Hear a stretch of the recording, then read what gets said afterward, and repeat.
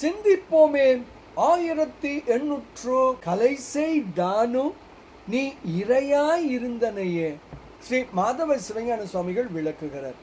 தமோ குண உரு தாங்கி சத்துவ குண காத்தல் தொழில் பூண்ட திருமாலுக்கும், சத்துவ குண உரு தாங்கி தமோகுண அழித்தல் தொழில் பூண்ட சங்கரனுக்கும், ரஜோகுண உரு தாங்கி ரஜோகுண படைத்தல் தொழில் செய்யும் பிரம்மனுக்கும், தமோகுணமயமாகவே விளங்கும் அடியேனுக்கும் கலைசை தானுவே நீயே இறைவனாக இருக்கிறாய். இப்படியாக கலைசை தானுவே அனைத்து உயிர்களுக்கும் இறைவன் என்று விளக்குகிறார் ஸ்ரீ மாதவ சிவஞான சுவாமிகள். பாடலை காணலாமே.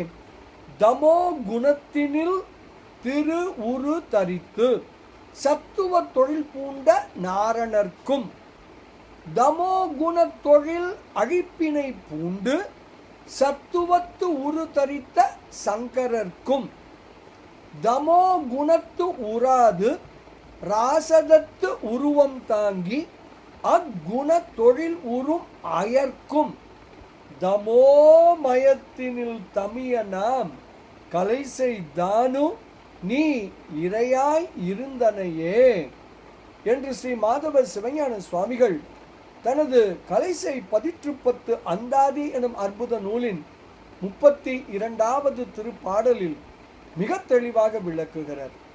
நிர்குணன் அறிவோம், ஞானம் பெறுவோம், பேரானந்தத்தில் திளைப்போம் திளைப்போம் திளைப்போம்.